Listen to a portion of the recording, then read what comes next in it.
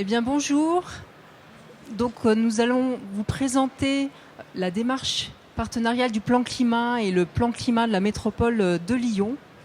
Donc, je suis Sylvie Pislard de l'équipe du plan climat en charge du volet partenarial et j'ai à côté de moi le vice-président Philippe Guelpa-Bonaro. Bonjour. Voilà, qui est en charge du climat, de l'énergie et de la réduction de la publicité, et monsieur Didier Fromont. Bonjour. Voilà, qui est directeur de l'agence commerciale Réseau à Dalkia. Dalkia, qui est partenaire donc, du plan climat, qui fait partie des 145 partenaires signataires du plan climat. Le PCAET, plan climat, air, énergie territoriale de la métropole de Lyon.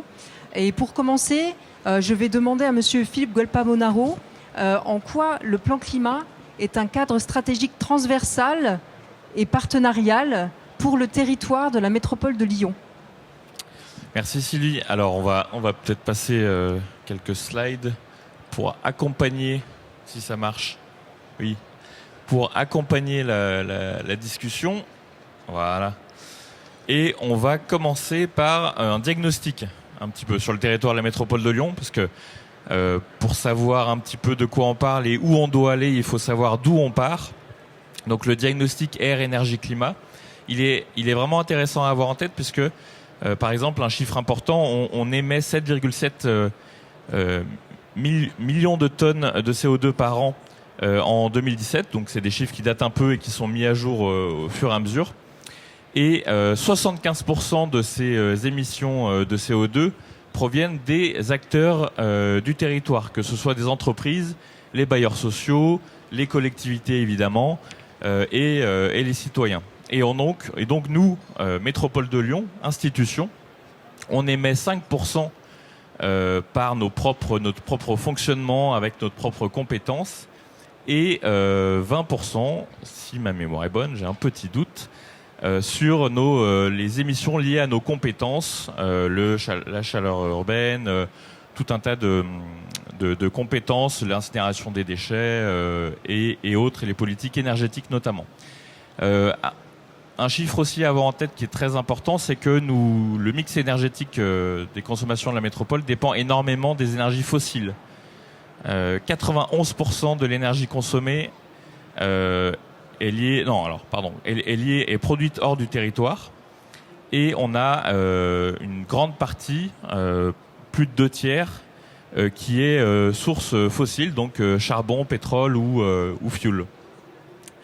Cela nécessite une transition forte pour lutter contre le dérèglement climatique, pour améliorer la qualité de l'air et pour anticiper, amortir les futurs chocs auxquels on va être confronté, que ce soit des chocs climatiques, des chocs sociaux, des chocs d'approvisionnement de ressources, des chocs géopolitiques. Voilà, il y a des grands enjeux aussi. Il faut savoir que le gaz qu'on consomme sur la métropole de Lyon provient de Russie principalement, provient aussi d'Algérie, provient du nord de l'Europe. Donc voilà, ce sont des ressources qui vont être en tension et au sein de problématiques géopolitiques importantes. On va passer au mix global. Alors, une photo de 2013 qui date un peu, ça s'améliore un petit peu, mais deux éléments importants sur ce graphique. C'est d'abord la partie gauche où on voit la faible part d'énergie renouvelable et de récupération dans le mix énergétique de la métropole de Lyon. Alors en 2013 c'était moins de 10%, ça tend à s'améliorer, on était à 8%, ça tend à s'améliorer. Et vous voyez un peu les imports gaz et les produits pétroliers qui constituent plus de 2/3 de nos consommations. Et puis sur la partie droite du graphique, j'aime beaucoup ce graphique parce qu'il est assez parlant, on voit la chaleur en fait, les besoins en chaleur qui représentent plus de 50% de nos besoins en énergie. Et on parle souvent, parfois, quand on parle d'énergie, on parle vite de nucléaire. Et en fait, là, on peut voir que il n'est pas question de nucléaire pour faire de la chaleur. Actuellement, on utilise principalement du gaz, principalement du fioul, alors du charbon de moins en moins, heureusement.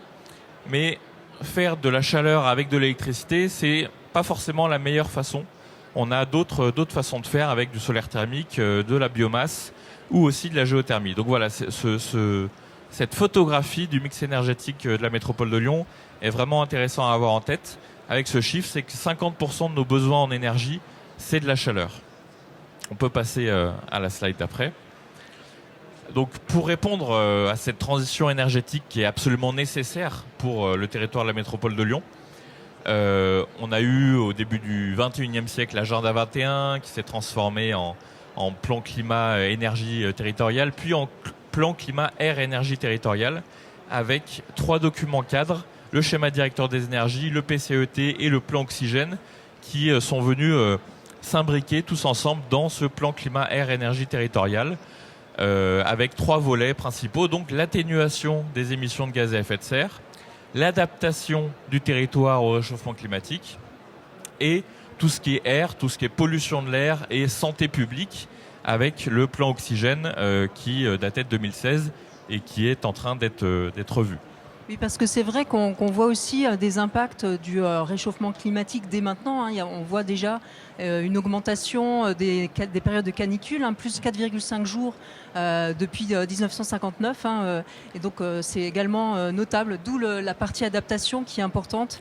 Voilà. Qui est essentielle. Et en fait, il y a plusieurs conséquences au réchauffement climatique. Il y a en termes de santé, une canicule ou des problèmes d'approvisionnement en eau potable, par exemple, peuvent survenir. Donc il y a un enjeu de santé publique. Il y a un enjeu social. Ce qu'on s'aperçoit, c'est que souvent les populations les plus vulnérables sont les plus victimes, entre guillemets, du réchauffement climatique parce qu'elles ont moins les moyens justement de s'adapter à titre personnel. Et puis il y a un enjeu plus global de justice, de lutte contre les inégalités, où en fait ce qu'on aperçoit, c'est que 10% des gens les plus riches, donc que ce soit sur la métropole de Lyon ou à l'échelle française, voire à l'échelle mondiale, 10% des personnes les plus riches émettent 50% des gaz à effet de serre. Donc il y a vraiment un enjeu aussi de réduire les inégalités. C'est toute la politique sociale de la métropole de Lyon, avec le revenu de solidarité jeune, avec tout un tas d'aides pour rééquilibrer les choses, pour qu'on aide, entre guillemets, ceux qui émettent le plus à réduire leur consommation et leurs émissions de gaz à effet de serre. Les grands objectifs du PCAET, ils sont sous vos yeux, normalement, voilà. Donc, moins 30% de consommation d'énergie entre 2000 et 2030. On est relativement dans les clous. On a pris un petit peu de retard ces dernières années, mais on est relativement dans les clous. Mais on doit accélérer sur cette déconsommation d'énergie. C'est ce que j'appelle la descente énergétique qui est absolument nécessaire. On doit multiplier nos consommations d'énergie renouvelable et de récupération par 2 d'ici 2030, donc passer de 8 à 16 ou 17% d'ici 2030, ce qui va nécessiter des efforts structurels et des investissements de la part de la métropole et de ses partenaires. Je reviendrai vers vous. Et en fait, la combinaison de ces deux indicateurs amène à une réduction de 43% des émissions de gaz à effet de serre entre 2000 et 2030. Donc voilà, la trajectoire et l'idée est d'atteindre la neutralité carbone d'ici 2050. Comment on fait ça ?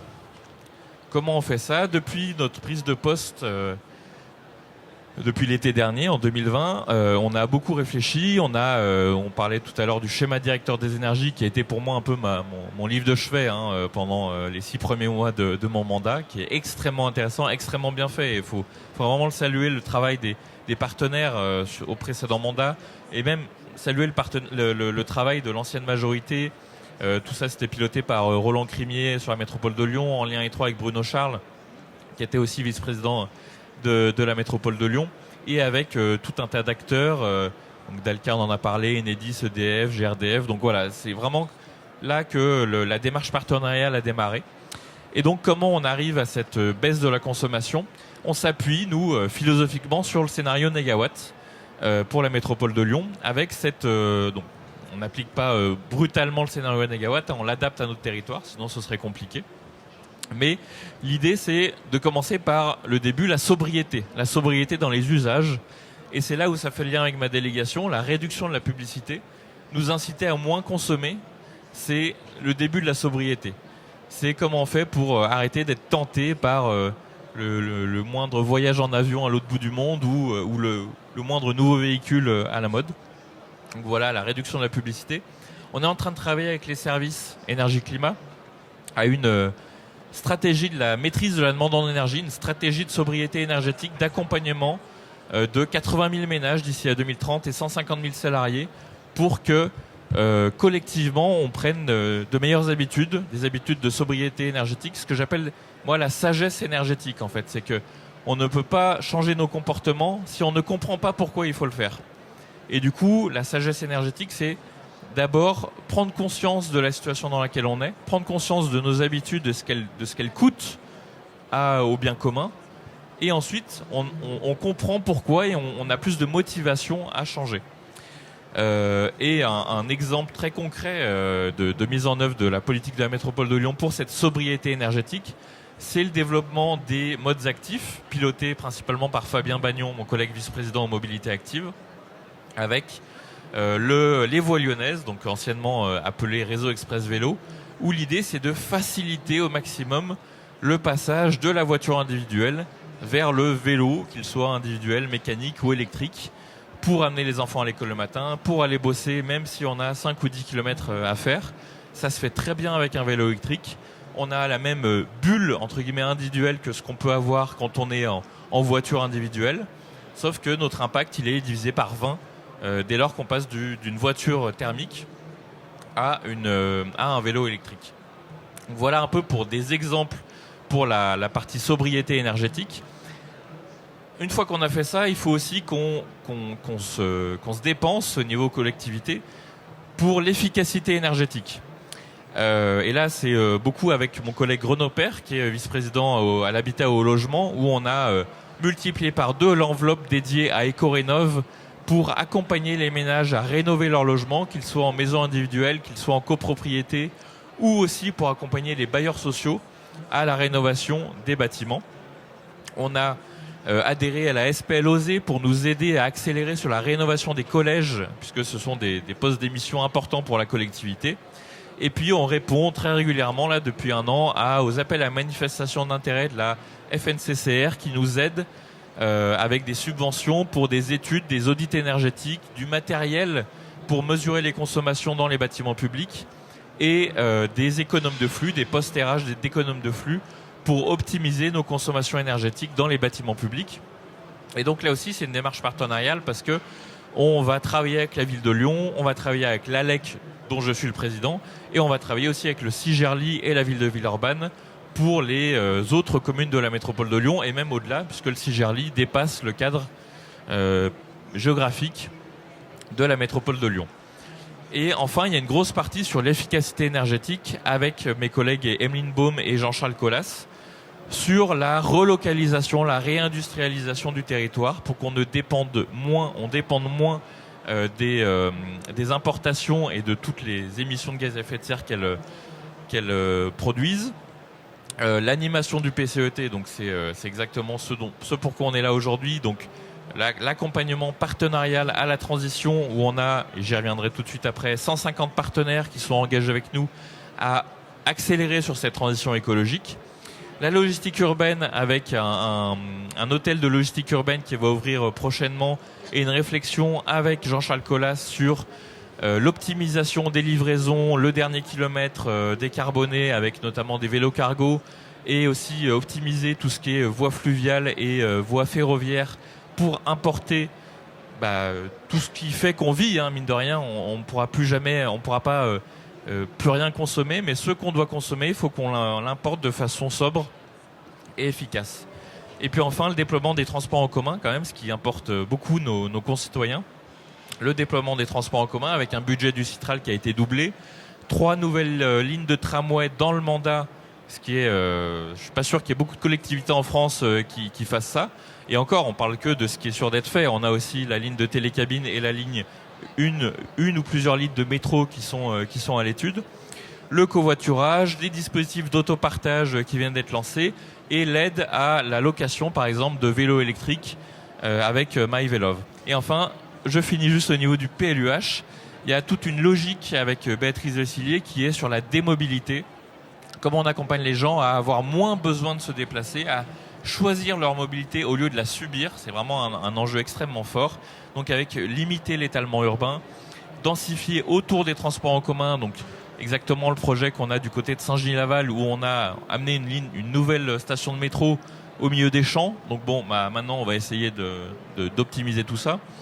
Et puis conserver du tissu productif et tertiaire en ville, au plus près des habitations, plutôt que de délocaliser ça dans des grands parcs d'activités en périphérie, éloignés des habitations. Et je crois que tout ça a été vraiment inscrit dans une trajectoire, se raccroche à une trajectoire qu'a identifié le schéma directeur des énergies, avec des paliers et des contributions des différents secteurs qui sont vraiment précisés, il faut le dire, dans une stratégie. C'est pas... Il y a la politique de la nouvelle majorité, mais on s'appuie vraiment sur un travail de longue haleine qui a été fait depuis plusieurs années par les majorités précédentes, avec différentes actions qui permettent de réduire les consommations d'énergie. Donc, développement de la ville nouvelle avec donc ces 1280 gigawattheures, l'efficacité énergétique dans l'industrie, moins 1500 gigawattheures, la réduction de la mobilité automobile, ce que je disais sur le passage au vélo et à d'autres façons de se déplacer, donc moins 1238 gigawattheures, les changements d'habitude, la stratégie de sobriété énergétique, où on est presque à moins 1000 gigawattheures, la diminution des consommations d'énergie dans l'habitat social avec la rénovation, notamment énergétique des logements sociaux avec les bailleurs sociaux, la diminution des consommations dans l'habitat privé avec Ecorénov, et la diminution des consommations dans les bâtiments publics, qui est un peu, faut quand même le dire, et faut quand même faire aussi, pas notre mea culpa, parce que bon, nous on vient d'arriver, mais on a un retard énorme en termes de rénovation du patrimoine public. Mais c'est de la faute de personne. On nous a pas habitués jusqu'à très récemment à penser en mode réduction, en mode déconsommation, en mode réduire les consommations. On avait cette idée de consommation d'énergie illimitée. On a changé de modèle depuis quand même 4-5 ans. C'est récent et donc faut qu'on rattrape un retard. Et en termes de patrimoine public, que ce soit la métropole de Lyon et aussi on le voit avec les communes, c'est vraiment compliqué. On a pris beaucoup de retard, donc il va falloir mettre le paquet là-dessus. Et donc également, à côté de l'efficacité et de la sobriété, on a aussi les énergies renouvelables, sur lesquelles d'ailleurs Dalkia est très impliqué. Tout à fait. Et c'est là où, en fait, quand je parle de sobriété puis d'efficacité, comme je dis, on ne pourra pas plus rien consommer. Donc, on va garder une consommation d'énergie. Et cette consommation d'énergie, on doit la changer pour aller vers un maximum d'énergie renouvelable et de récupération. On est actuellement à 8%. Donc avant de passer à 100% nos mix ENR, on a un peu de temps, mais on doit travailler pour ça et on doit changer les choses. Et notamment le schéma directeur des énergies, donc sur lequel s'est appuyé le plan climat et air énergie territorial de la métropole de Lyon, donnait une ambition de multiplier par 2, faire un peu plus que multiplier par 2 d'ici 2030, nos consommations issues d'énergie renouvelable et de récupération. Et le gros poste de cette transition, pour moitié quasiment, ce sont les réseaux de chauffage urbain. Actuellement, on a un peu plus de 80 000 équivalents logements qui sont irrigués, alimentés par les réseaux de chaleur urbain, donc pour le chauffage et l'eau chaude sanitaire. C'est important à avoir en tête. Ce qui correspond à 82% des besoins en énergie du secteur résidentiel.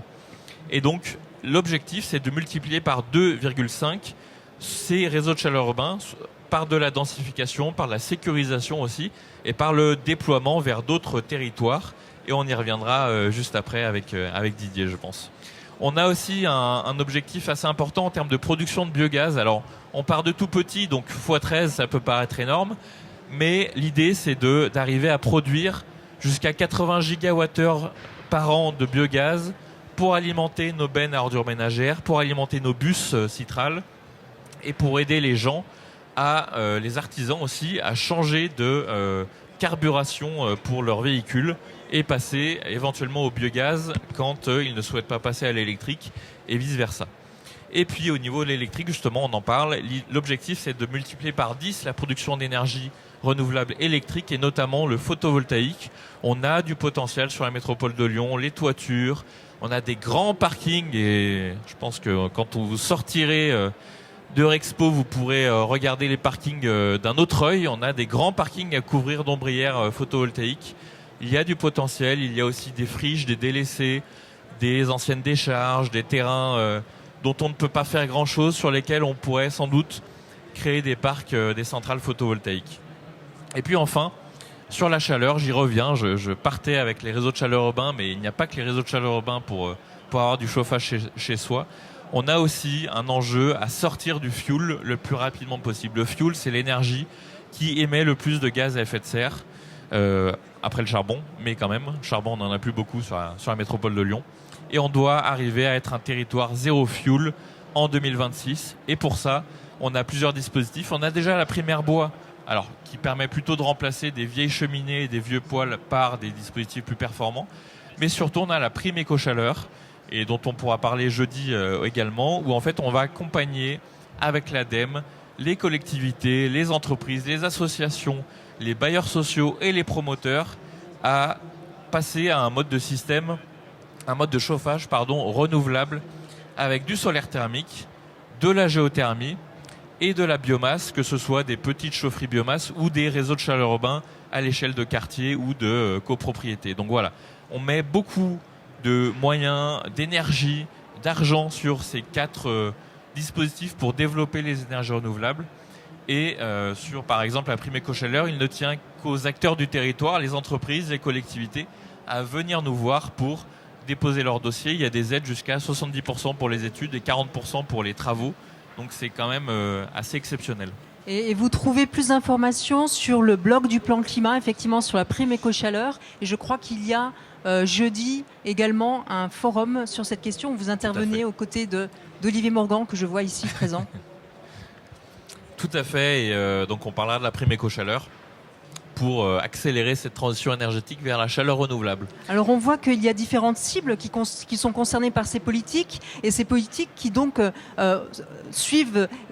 interviennent sur différents thèmes également, différentes cibles. Et donc là, on a les 5 axes du plan climat. Voilà, on va parler un peu plus précisément du plan climat, parce que vous étiez venu pour ça à la base. Donc le plan climat air énergie territoriale de la métropole de Lyon date de 2019. Il faut savoir que c'est un des 3 meilleurs de France, selon l'association Amorce. J'aime bien le dire parce que c'est pas forcément su. Et voilà, Amorce c'est une vraie référence et c'est important à avoir en tête. On peut toujours s'améliorer, on peut toujours avoir des plus grandes ambitions, mais par rapport à notre capacité de faire, on a sans doute là un outil, alors pas forcément réglementaire, un outil d'entraînement, de mobilisation générale pour le climat, qui est vraiment intéressant. Avec donc ces 5 axes autour des trois grandes orientations, adaptation, atténuation et air. Avec le premier axe, c'est tous héros ordinaires.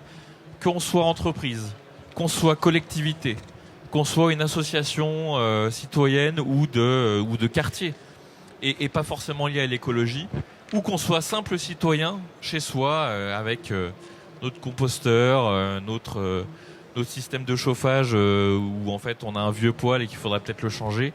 On peut tous œuvrer à la transition écologique et c'est vraiment le message de ce premier axe où on a de mémoire 3 grandes actions qui permettent de passer des pensées justement, de passer de l'envie aux actes, et notamment un partenariat vraiment intéressant avec Anciela qui forme des ambassadeurs du changement. Près de 400 aujourd'hui, 400 ambassadeurs. Près de 400 ambassadeurs du changement sur le territoire de la métropole de Lyon qui vont un peu prendre leur bâton de pèlerin et accompagner leurs amis, leurs voisins à changer des petites choses. Mais ces petites choses, c'est quand même important et c'est aussi l'idée de montrer l'exemple et de s'engager. On a aussi les communes qui s'engagent avec le label Citergie. Oui, le label Citergie. Donc, on a la métropole de Lyon, on a Rieux, on a Vénissieux et on a la ville de Lyon qui sont labellisés Citergie actuellement. Je sais déjà que d'autres communes sont en train de candidater ou de déposer leur dossier pour se faire accompagner par Citergie. Citergie, c'est un dispositif de l'ADEME qui est en train de changer de nom d'ailleurs, je crois. J'ai plus le nom en tête. Je sais pas si on a quelqu'un de l'ADEME ici. Je m'excuserai auprès d'eux. On a des conseillers Citergie qui vont accompagner les communes autour de 5 grands axes pour voir dans quelle mesure elles arrivent à rendre la transition écologique opérationnelle sur leur territoire, donc dans leurs bâtiments publics, dans la gouvernance, dans le plan de mobilité. Donc voilà, tout un tas d'axes où en fait, à l'échelle des communes, c'est vraiment un dispositif très adapté et on a quelqu'un de l'ADEME qui est là pour aider les communes. Le deuxième grand axe, c'est l'économie qui intègre les enjeux du changement climatique. Comme je disais, jusqu'à il n'y a pas très longtemps, on avait encore du mal à vraiment prendre conscience de la transition qui est nécessaire, la transition qui est face à nous. Soit on la pilote, on la manage et on en tire, on en fait des opportunités, soit on la subit et ça va mal se passer. Donc c'est là où on a cette démarche d'emmener tous les acteurs économiques dans cette transition, que ce soit l'industrie, que ce soit les startups, que ce soit les PME, les TPE, les petites entreprises, les entreprises familiales qui n'avaient pas forcément toutes vu venir les choses. On a des dispositifs pour chacune d'entre elles avec Lyon Éco-Énergie, en partenariat avec la CCI et la CMA, pour accompagner ces entreprises à changer leur modèle économique, à changer leurs habitudes, à accompagner leurs salariés, à changer de mobilité. Voilà, tout un tas de dispositifs que vous pourrez retrouver sur le stand de la métropole de Lyon. On a le troisième axe, c'est l'aménagement durable et solidaire. J'en parlais tout à l'heure avec Béatrice Vessillier, vice-présidente à l'urbanisme. Il y a un grand enjeu à rendre la ville plus perméable, plus adaptée à la marche à pied, aux mobilités actives, rendre les constructions aussi beaucoup plus vertueuses. On a par exemple là de plus en plus des bâtiments qui sont quasiment passifs en fait, ou voire même qui vont produire plus d'énergie qu'ils n'en consomment. Toute cette structuration, donc là on est sur du dur, on est sur de l'investissement, on est sur du long terme pour accompagner les acteurs économiques et les habitants et les entreprises à réduire au maximum leur impact. Le gros chantier, c'est la mobilité, parce on est sur un poste qui émet énormément de gaz à effet de serre. J'en ai parlé tout à l'heure, un déploiement massif des transports en commun. On parle beaucoup des lignes de tramway et des éventuelles lignes de télécabine ou de métro, mais on a aussi une modernisation des flottes de bus, de métro, de tramway, un allongement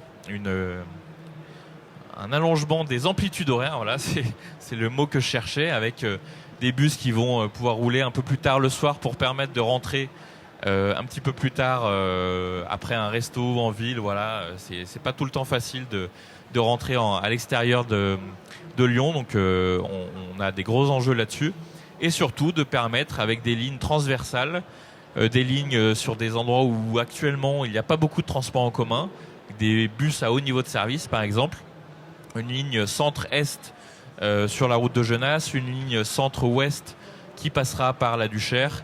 Donc voilà, le Citral, qui est un partenaire essentiel du PCAET, met beaucoup d'argent dans cette transition écologique. Et puis enfin, un territoire en lien avec ses ressources, que ce soit l'eau, que ce soit l'énergie, et surtout, quelque chose qui me tient beaucoup à cœur, et je fais un clin d'œil à Jérémy Camus, il est là, l'agriculture et l'alimentation. J'aimerais juste rappeler quelque chose, j'avais pas forcément prévu d'en parler aujourd'hui, mais les premières civilisations ont construit leur organisation politique sur un besoin qui était essentiel, c'était donner à manger à tout le monde en fait. C'était donner à manger à tout le monde et protéger les populations. Ce sont les deux raisons pour lesquelles les civilisations se sont construites et ont créé ce qu'on appelle la politique. Et ben là on est en plein dedans, parce que le réchauffement climatique, il va pas nous épargner non plus à ce niveau-là. Que ce soit la modification du cycle de l'eau, que ce soit les conditions météorologiques qui vont rendre de plus en plus compliqué la culture. Et on l'a vu au mois d'avril avec un épisode de gelée extrêmement tardive, juste après une petite vague de chaleur, ce qui a flingué tous les bourgeons des arbres fruitiers. Ce genre de problématiques, on va les rencontrer de plus en plus souvent. Donc comment on fait pour aider nos agriculteurs à s'adapter? Comment on fait pour redonner envie à des gens de se lancer dans l'agriculture, de se lancer dans des fermes, que ce soit des fermes urbaines ou des fermes un peu plus classiques? Comment on crée des coopératives d'agriculteurs? Comment on sanctuarise du foncier pour des activités agricoles? C'est des enjeux essentiels, et ça fait aussi partie du plan climat. Alors, est-ce qu'on peut un peu présenter la dynamique partenariale et le cadre du partenariat de la métropole? Donc, il y a 145 partenaires signataires depuis 2019, avec la dernière conférence énergie-climat. Et donc, c'est bien motivé cette démarche partenariale depuis le début du plan climat? Depuis le début, c'est vrai qu'on n'en a pas parlé, oui. Mais au début du plan climat, donc le premier plan climat et énergie territoriale, c'était en 2011, on avait 55 partenaires, on en a désormais 145, et j'espère bien que dans quelques mois, on en aura plus de 200, voire plus de 250. On a un certain nombre de partenaires identifiés qu'on a sollicités et certains même qui se sont proposés eux-mêmes. Et des partenaires qui sont fidèles et anciens comme Dalkia. Tout à fait, ouais. Voilà, on va un peu introduire en présentant la dynamique, qu'est-ce que la dynamique partenariale, pour pouvoir ensuite entendre le témoignage de Dalkia. Donc en quelques mots, est-ce que vous pouvez nous présenter ce qu'est la démarche de mobilisation partenariale dans le cadre du plan climat ? Quelle est l'offre de service de la métropole ? Qu'est-ce que propose la métropole ? Et ensuite, sur quoi s'engagent par ailleurs les partenaires ? Il y a vraiment un engagement réciproque. Alors, cette offre de service, entre guillemets, de la métropole de Lyon, au-delà de tous les dispositifs que vous pourrez voir sur le stand, il y a un vrai dispositif de mise en réseau, d'accompagnement des acteurs économiques avec du partage de bonnes pratiques, la mise à disposition de ressources. Comment on va faciliter cette transition ? C'est vraiment le rôle de la métropole de Lyon. On doit montrer l'exemple, mais on n'y arrivera pas sans les acteurs économiques et les différents partenaires. Pour rappel, 75% des émissions du territoire, ce sont les acteurs économiques, mais pas que du territoire. Donc, d'où cette importance d'emmener tout le monde avec nous. Comment on fait pour les orienter, les conseiller vers tel type d'acteur ou tel type d'acteur ? Comment on fait pour valoriser leurs bonnes pratiques ? Parce qu'en fait, si on demande aux gens, entre guillemets, de faire des efforts, même si pour moi, c'est plus vraiment des efforts, c'est la normalité, mais quand même, il faut encore prendre en compte ça. Comment on fait pour valoriser ce qu'ils font de bien ? Et ça passera notamment par une conférence énergie-climat en janvier 2022, mais on y reviendra un petit peu plus tard. Et donc, des invitations à des événements comme cette conférence, comme ce genre de table ronde avec cher Didier Fromont Dalkia qui nous fait le plaisir d'être là, et ça me tenait vraiment à cœur que Dalkia témoigne aujourd'hui. Et comment, tout au long de l'année, comment on rend le climat et cette transition écologique, comment on la met sur le devant de la scène et comment on met en valeur nos partenaires. C'est vraiment la raison d'être du PCAET. Comment on rend l'engagement plus sexy, en quelque sorte, exactement. on pourrait dire. Exactement. On a besoin de rendre cette transition écologique désirable, intéressante, pleine d'opportunités, que ce soit humaine ou même en termes de business. Faut pas se le cacher. Moi, je vois la transition écologique comme une ouverture vers peut-être des nouveaux marchés, mais surtout des nouveaux emplois. Pour moi, la transition écologique, c'est ce qui va permettre de sortir du chômage de masse, ce qui va permettre de recréer de la cohésion sociale au sein de tous les territoires, et ce qui va permettre de redonner du sens aux gens quand ils se lèvent le matin. Moi, je fonctionne vraiment comme ça, j'ai besoin d'avoir du sens quand je me lève le matin. Et ben en fait, la transition écologique, et comment on fait pour que collectivement, on ne s'écrase pas contre le mur climatique, ça donne du sens, ça donne beaucoup de joie aussi parfois, faut le reconnaître. On a fêté avec Élise Cabral qui est devant moi les 20 ans de l'ALEC il y a une semaine, et c'était un très très chouette moment avec l'ALEC qui a déménagé dans des nouveaux locaux. Donc voilà, on sait aussi prendre le temps de fêter cette transition écologique. Et l'idée que ce soit la conférence énergie-climat en 2022 et même globalement du plan climat, c'est comment on rend cette transition écologique festive. Moi, c'est ça qui m'intéresse pour les 5 ans à venir. Et donc, on a effectivement des événements où on présente les actions des partenaires.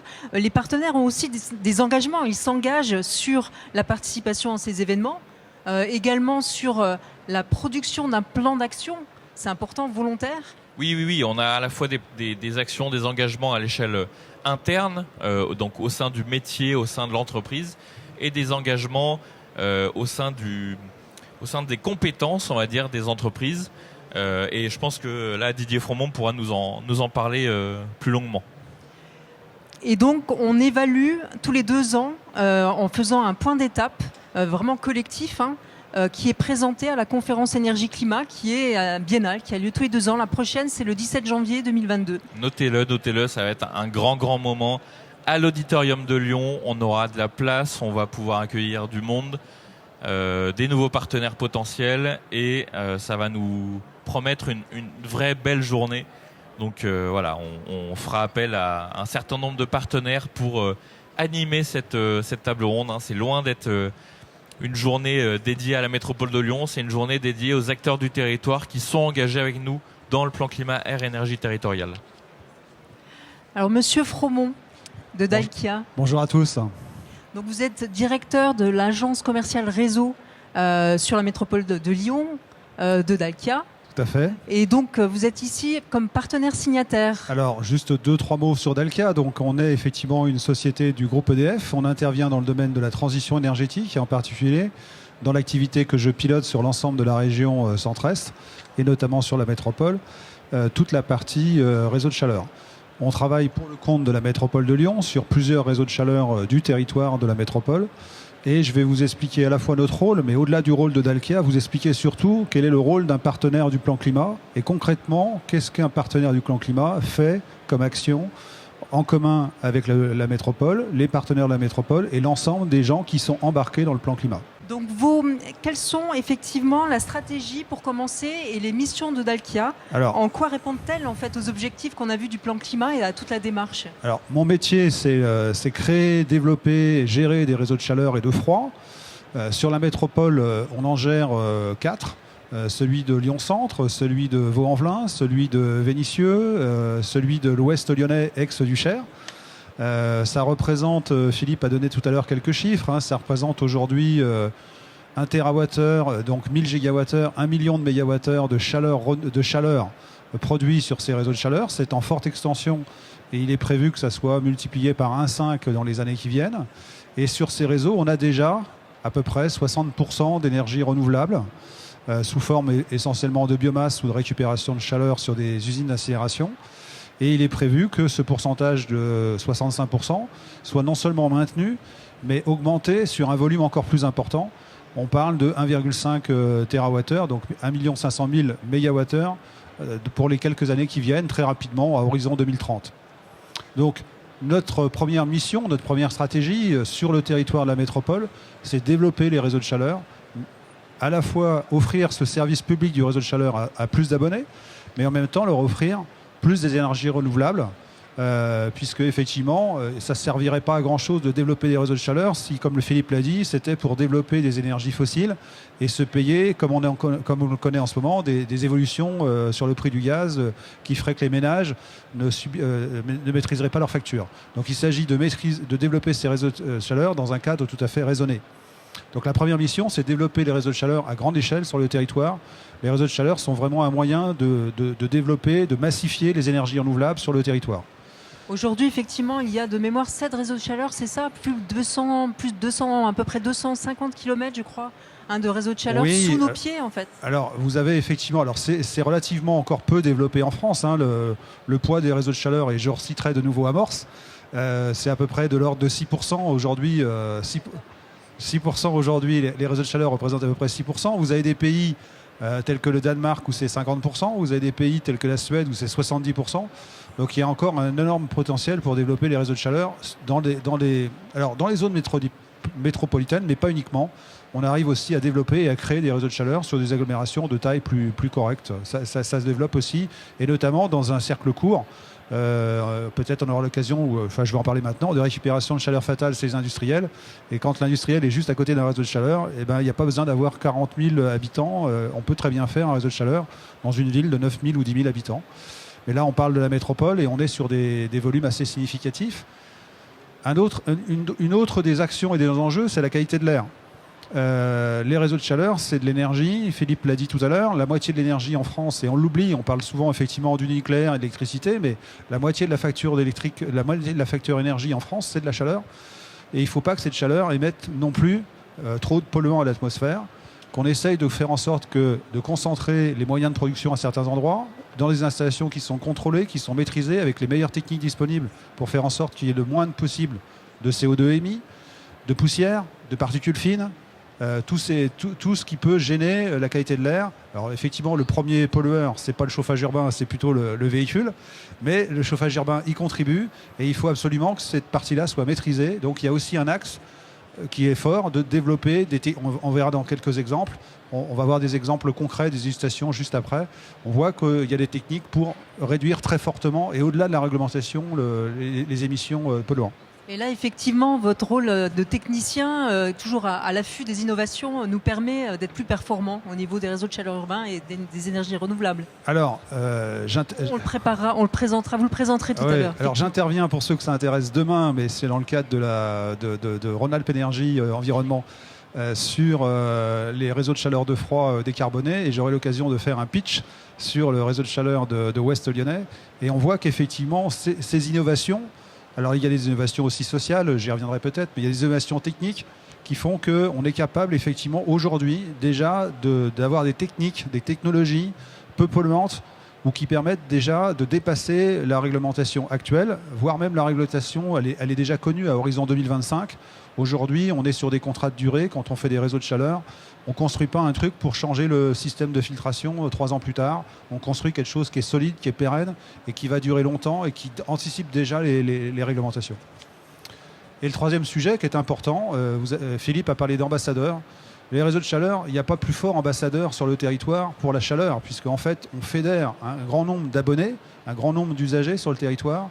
Et si le prestataire, le délégataire de la ville de la métropole, lui-même ne porte pas ce message auprès des abonnés, c'est une chance, ça serait dommage. Donc nous, notre rôle, c'est aussi de relayer ce message. Alors ça peut paraître contradictoire, parce qu'on avait parlé avec Philippe, notre métier, c'est de développer les réseaux de chaleur, donc c'est de produire de la chaleur. Donc ça peut paraître contradictoire qu'on ait aussi un message d'efficacité énergétique visant à réduire les consommations de chaleur. Ce n'est pas du tout contradictoire, parce qu'on cherche l'efficacité. En fait, c'est consommer moins, mais c'est consommer mieux. Donc consommer mieux, ça veut dire donner aux gens la juste quantité de chaleur dont ils ont besoin et pas survendre de la chaleur. Et donc on est ambassadeur auprès du territoire. On rencontre nous aussi, alors ils sont dans le plan climat pour la plupart, mais on les rencontre au quotidien. On rencontre des bailleurs, on rencontre des locataires, on rencontre des associations et on fait passer ce message de la transition énergétique, on fait passer les messages du plan climat. Et en tant que délégataire du réseau, on a aussi cette mission par rapport à nos clients de délivrer ce message. Voilà les principales missions de Dalkia. Oui, vous êtes effectivement au contact de la population, vous avez à la fois un travail technique et un travail finalement de sensibilisation auprès des usagers. On a un travail technique, on a un travail commercial, mais on a un travail commercial responsable. C'est-à-dire qu'effectivement, on n'est pas là pour porter des messages de survente, on est là pour apporter aux gens à la fois un service, mais un service de qualité avec des objectifs et une raison d'être. Philippe parlait tout à l'heure des raisons pour se lever le matin. Une des miennes, c'est pas de vendre n'importe quoi, c'est de vendre des réseaux de chaleur vertueux. Et d'où le travail vraiment partenarial, et pour de ce délégation. Faire, j'en ai cité quelques-uns, quelques-uns sont ici. Donc évidemment, on travaille avec Ecorénov. Alors Ecorénov travaille sur l'isolation du bâti, mais on a eu des exemples où il y a eu rénovation du bâti et en même temps raccordement en réseau de chaleur. L'ALEC, qui fait passer des messages à tous les publics. Et puis, je peux en citer d'autres. On travaille avec, dans des missions qui sont aussi des missions sociales. On travaille avec des classes de 3e sur Vaux-en-Velin. On travaille avec des associations. On travaille avec les collectivités pour faire du coaching énergétique, apprendre aux gens dans les écoles, dans les bâtiments, comment commencer l'énergie. Donc, on a ce travail et il est important. Et il porte sur une relation qui est durable avec les usagers. Vous vous êtes engagé sur un plan d'action volontaire, puisque je le rappelle, tout partenaire signataire du plan climat s'engage sur un plan d'action de sa structure volontaire qui comporte à la fois des actions qu'il mène en interne à sa structure et en externe en relation avec les acteurs du territoire et à leurs bénéfices. Donc pouvez-vous nous donner des actions, des exemples d'actions? Je crois que vous en avez préparé donc en lien avec les réseaux de chaleur urbains notamment, dont on vient de parler.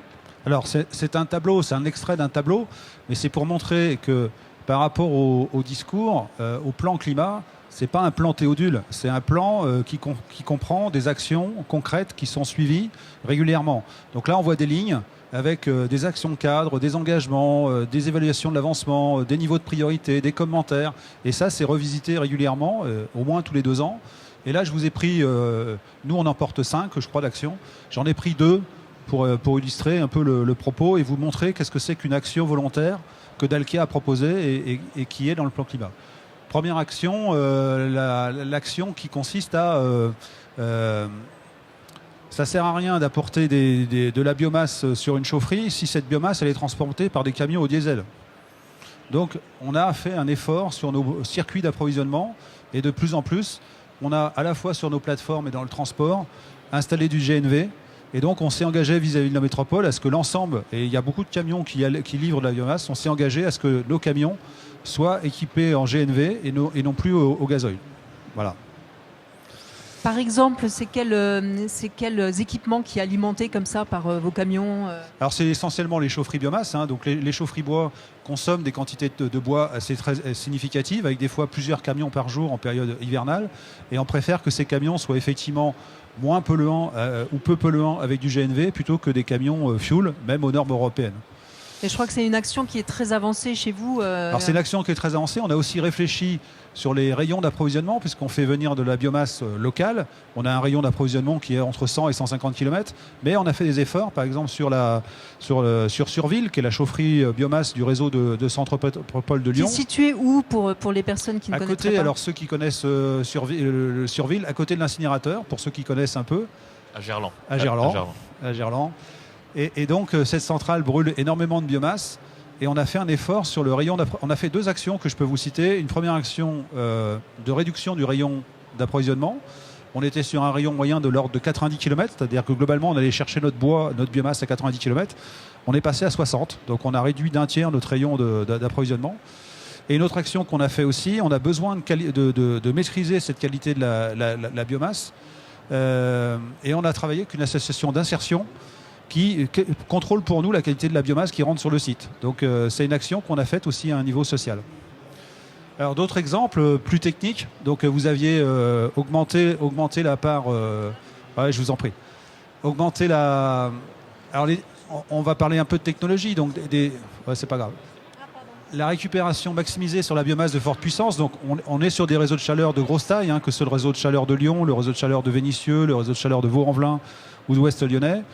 Il y a des équipements qui existent, mais il y a moyen de les doper, il y a les moyens de les augmenter avec des technologies, par exemple ce qu'on appelle la condensation biomasse. Donc on vient récupérer la chaleur fatale qui était perdue dans les fumées et on récupère 20% de puissance. Et donc ça c'est quelque chose qui est très avancé, qui va être mis en place sur Surville, qui est prévu d'être mis en place sur Vaux-en-Velin et qui sera mis aussi en place sur Ouest Lyonnais. Oui, parce que je crois que quand on brûle la biomasse, effectivement il y a beaucoup d'humidité. Tout à fait. Et il s'agit de récupérer l'énergie qui est chargée dans cette humidité en faisant passer, c'est ça, de l'eau dans les fumées, ce qui permet de nettoyer en plus. Tout à fait. Alors ça a 2 actions, vous avez raison. C'est une action à la fois de récupération d'énergie. Le bois qui rentre dans une chaudière biomasse, il est assez humide, il est entre 40 et 45% d'humidité. Donc quand il passe en combustion, il reste encore beaucoup d'humidité dans les fumées. Cette humidité contient encore de l'énergie latente. On peut la récupérer avec des systèmes de récupération. Et vous avez raison, en plus, ça améliore les performances de rejet, ça lave les fumées et ça permet d'obtenir des valeurs de rejet encore plus faibles. Donc il y a double bénéfice. Voilà. Donc on retrouve bien les objectifs effectivement de qualité de l'air et puis d'amélioration de la performance. Et je rappelle effectivement, ce sont des chaufferies bois donc, qui vont alimenter les réseaux de chaleur urbain derrière, puisque Survie alimente... je crois le réseau centre de la métropole. Le centre métropole qui est alimenté aussi par l'usine d'incinération qui est à Gerland. Le réseau de Vénissieux est aussi alimenté par cette usine et par une chaufferie biomasse. Le réseau de Vaux-en-Velin par une chaufferie biomasse. Et le réseau de Ouest Lyonnais par une chaufferie biomasse qui est la source principale d'énergie renouvelable. Et tout à l'heure, je vous ai parlé de 2 tiers. Là, sur Vaux-en-Velin, on est plutôt sur 83% d'énergie renouvelable. Donc ça veut dire que majoritairement, et en plus avec une extension, on va retrouver le x2,5 de Philippe sur l'extension des réseaux. Le réseau va être multiplié par 2,5. Le taux d'ENR, qui était à peine de 65%, va passer à 83%. Alors une question, peut-être une dernière question, peut-être on s'achemine vers la fin, mais qu'apporte pour vous le plan climat, cette démarche partenariale à Dalkia, son cadre stratégique et son animation, il y a les deux. Philippe l'a évoqué tout à l'heure, en fait tout ça, ça se fait pas sans quelques euros. Et donc c'est important pour une entreprise d'avoir un cadre, d'avoir une vision, d'avoir une programmation. Et donc on connaît le plan climat de la métropole, il est public, il est connu, il est partenarial. Donc on peut imaginer en fait le développement des réseaux, on peut imaginer les investissements. Donc on peut programmer nos investissements et on a une vision en fait claire des objectifs de la métropole de Lyon par rapport à la transition énergétique, et on peut, en face de ça, définir des projets spécifiques et mettre des millions d'euros parce qu'on sait qu'il y a un plan d'action qui est sérieux. Et la dimension partenariale, vous êtes aux côtés des 145 partenaires, donc c'est une diversité de partenaires. Alors, c'est important parce que on travaille tous dans notre univers, donc on travaille souvent en silo. Rencontrer d'autres partenaires qui ont d'autres visions, des visions économiques, des visions sociales, des visions différentes, ça permet d'échanger, ça permet effectivement d'avoir quelque chose où on partage. Moi, je suis toujours intéressé à comprendre ce que l'abonné qui est à l'autre bout du réseau de chaleur, lui, comment il perçoit le sujet, quoi. Et il ne le perçoit pas forcément de la même façon que moi. Donc ça m'intéresse de comprendre. Et si je veux pouvoir être efficace, il faut que je puisse dialoguer avec lui. Et effectivement, comme partenaires signataires, j'en vois quelques-uns ici, on a effectivement à la fois des entreprises, des communes, mais aussi des associations qui sont porteuses effectivement de projets cohérents avec notre cadre stratégique. Donc une petite question aussi à Philippe Guelpa-Bonaro. Quelles sont l'actualité et les nouveautés du plan climat en ce moment ?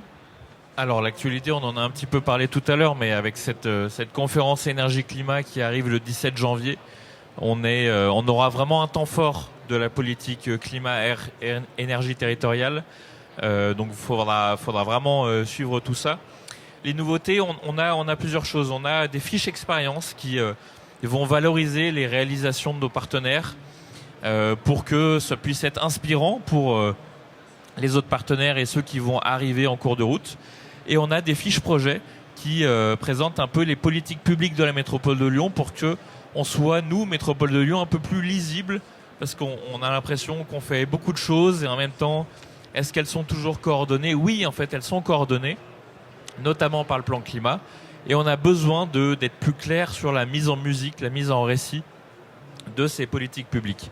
La conférence énergie-climat sera retransmise en live sur les réseaux sociaux, parce que moi j'ai vraiment envie d'ouvrir cette démarche aux citoyens et aux salariés aussi de tous les partenaires. Donc ça fait plusieurs dizaines de milliers de personnes sur la métropole de Lyon. Donc voilà, on aura cette CEC qui sera accessible, et on aura des ateliers web qui seront animés sans doute juste avant la conférence énergie-climat, entre midi et 2, pour que les salariés des partenaires, et pas que des partenaires encore une fois, puissent avoir un avant-goût, puissent suivre un petit peu pendant ce temps du midi les avancées du plan climat air-énergie territoriale. Et on aura sur place des déambulations, des stands, des petits dispositifs pour créer du lien entre les partenaires et nous et avec les collectivités qui seront là. Moi, je veux vraiment que la métropole de Lyon soit animatrice, facilitatrice de ce dispositif et globalement facilitatrice de la transition écologique. Qu'on ne soit surtout pas une collectivité qui freine et qui, par sa taille ou par son fonctionnement, mettre des bâtons dans les roues des partenaires. Bien au contraire, je veux vraiment qu'on mette de l'huile dans les rouages. Et ça demande aussi beaucoup de travail. Et Sylvie, je vous remercie d'ailleurs pour ce travail que vous menez au quotidien. Merci beaucoup. Voilà, mais je pense que nous arrivons... Didier. Je vous en prie. Merci beaucoup. Merci. Nous remercions vraiment Didier Fromont et donc monsieur le vice-président. Monsieur Didier Fromont, par rapport à ce que vient de dire monsieur Philippe Guelpa-Bonaro, comment vous réagissez Je vais reprendre ce que dit Philippe, peut-être avec d'autres mots, mais en fait, nous, ce qu'on attend, et c'est un peu ce qu'a dit Philippe, c'est à la fois de la communication, c'est ce qu'on fait aujourd'hui. Je pense qu'il est important de communiquer et de montrer qu'il y a des actions concrètes qui sont faites et que ça avance. Et puis le deuxième, c'est de montrer que ça accélère même. Et donc la conférence énergie-climat du 27 janvier sera l'occasion de remettre encore un euro dans le Lourin et de faire en sorte qu'on continue à enclencher et à continuer. Et il faut continuer à progresser. Merci beaucoup. Merci. Vraiment. Merci beaucoup. Je remercie les personnes qui sont venues nous écouter, la technique et les organisateurs, l'équipe de la direction de l'économie et toutes les personnes de la métropole qui organisent ce stand qui est très réussi. Il y a tout un programme d'intervention et de débats qui sont vraiment très intéressantes. Je vous conseille d'aller regarder sur le programme. C'est très riche. Il y a plein d'événements. Et merci beaucoup et bonne. Il y a des questions. Question. Ah, ben très bien. Allez-y. Ouais, moi j'ai une question. Merci pour Merci pour cette présentation. Georges Semandi, GRT Gaz. Donc GRT Gaz, mais on se soigne. On en reparlera. Dans la politique énergétique, vous parlez pas de l'hydrogène. C'est vraiment un sujet d'actualité. J'avais besoin de votre point de vue. Et puis pour faire un peu de controverse, depuis que l'homme est sur cette terre, les déchets, il les brûle ou il les jette. Vous pariez sur l'incinération pour les réseaux de chaleur en partie. N'y a-t-il pas là une contradiction ? Ah, j'aime bien ces questions un peu, hein, pour parler de fond un petit peu. Donc effectivement, GRT Gaz, mais se soigne avec la politique biogaz et l'ambition très forte qui est menée, et bravo pour ça. Sur l'hydrogène, le choix qui a été fait par la métropole de Lyon, c'est clairement absolument pas de freiner les innovations et la R&D sur l'hydrogène. Bien au contraire, on est partenaire d'un appel à projet avec la région Auvergne-Rhône-Alpes pour le développement de l'hydrogène vert évidemment, le plus possible. Mais nous, on va plutôt le flécher. On a un territoire très industriel avec la vallée de la chimie que vous connaissez bien. L'idée, c'est d'alimenter plutôt les industriels avec cet hydrogène vert plutôt que les mobilités. Sur la mobilité, je pense que justement via le biogaz ou le GNV ou l'électrique, on a des vecteurs énergétiques intéressants. L'hydrogène, on va prioritairement, ce qui ne veut pas dire qu'on bloquera d'autres projets, mais on va prioritairement orienter vers l'industrie parce que on a beaucoup d'industriels qui utilisent de l'hydrogène gris actuellement, et donc on a besoin de verdir cette utilisation. Sur les déchets, on vise effectivement dans l'absolu zéro déchet brûlé. D'ici là, à ce qu'on y arrive, il risque de se passer un petit peu de temps. Donc c'est pas pour tout de suite. On va réduire nos déchets, nos ordures ménagères incinérées, par exemple en développant les points d'apport volontaires pour les biodéchets, en essayant de récupérer de plus en plus tout ce qui est biodéchets et en le sortant du cycle de l'incinération. Mais malgré ça, on va réduire de 50% d'ici 2030. Donc voilà, on en aura encore 50%. Et parallèlement, on a des déchets d'activité économique, on a des déchets qui sont actuellement enfouis à l'extérieur du territoire de la métropole, et on a aussi des territoires voisins qui n'ont pas forcément de solution pour valoriser ces déchets qui actuellement les enfouissent. Donc il y a une réflexion sur comment on coopère avec les territoires voisins pour aller récupérer cette matière qui est peut-être valorisée, qui est une forme de richesse, qui est surtout une contrainte pour un certain nombre de territoires actuellement, et comment nous, avec nos incinérateurs sur le territoire de la métropole de Lyon, on en fait quelque chose, on en sort de la chaleur. Donc le jour où effectivement on n'aura plus rien à brûler dans nos incinérateurs, moi je serai très très content, et on pourra du coup créer d'autres systèmes pour alimenter les réseaux de chaleur urbains. Ce sera un challenge, mais on n'en est pas encore là, et c'est un peu la trajectoire. C'est, il y a l'idéal et il y a comment on y va pour y arriver. Et ça va demander des aménagements et des choix politiques où là aussi les partenaires du PCAET et comme GRT Gaz, vous êtes pleinement partie prenante. Est-ce qu'il y a encore d'autres questions ? Merci. Moi j'ai une question à Monsieur le Vice-président. Plus près. On parle beaucoup de chaleur et pourtant en 2021, comme l'année dernière et comme les années à venir, c'est plutôt de froid qu'il faut qu'on parle puisque la canicule et le nombre de jours de chaleur augmentent. Et moi j'habite Grenoble pour l'instant, mais Lyon devient comme Grenoble, une cuvette avec des îlots de chaleur. Et du coup, je voulais un peu avoir les orientations du PCAET pour voir comment on va aussi agir sur ces politiques-là. Merci, Corinne. Alors, les orientations. Je ne sais pas si c'est les orientations, mais c'est un sujet, mine de rien, qui est là aussi assez récent et qui n'a peut-être pas été, pour le coup, assez travaillé, je trouve, dans le PCAET de la métropole de Lyon. C'est le confort d'été. C'est comment on fait pour fortement impliquer les gens à ne pas se doter de climatiseurs individuels. Et c'est là où, justement, je pense que la nouvelle majorité apporte une réponse structurelle, que ce soit dans l'urbanisme, que ce soit dans la gestion de l'eau, avec désimperméabiliser, c'est aussi réduire les îlots de chaleur urbains. Et là où on ne le peut pas, on a même testé des innovations avec des revêtements de sol qui sont plus clairs que du bon enrobé noir qui fait bien mal à la tête quand on passe dessus quand il fait 40 degrés. Et c'est aussi surtout la végétalisation. la végétalisation de toutes les cours d'école, de toutes les cours de collège, des axes principaux. Et en fait, la végétalisation, en plus d'avoir un rôle de désimperméabilisation du sol, a un rôle de climatisation naturelle qui va permettre de réduire de 5 à 10 degrés la chaleur perçue, la température perçue. Donc c'est là où, avec Pierre Athanase et Anne Gros-Perrin, donc les collègues à la biodiversité et au cycle de l'eau, on travaille ensemble pour que le plan nature prenne une ampleur, pareil, assez inédite sur le territoire, et que avec des forêts urbaines, avec des îlots de fraîcheur, avec tout un tas de dispositifs, on fasse en sorte que les citoyens de la métropole de Lyon soient à moins de 250 mètres, voire 500 mètres d'un îlot de fraîcheur urbain, pour qu'en été, j'en fais partie, on habite dans des immeubles, on n'a pas forcément de balcon. En fait, quand c'est une fournaise à la maison, qu'on ait un lieu où on puisse aller s'abriter, entre guillemets, de la chaleur. C'est un des gros axes qu'on va développer, notamment avec l'Agence locale de l'énergie et du climat.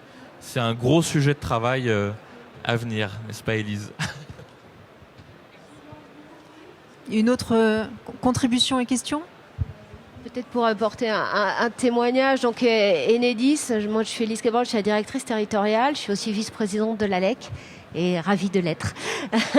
Enedis est signateur du PCAET.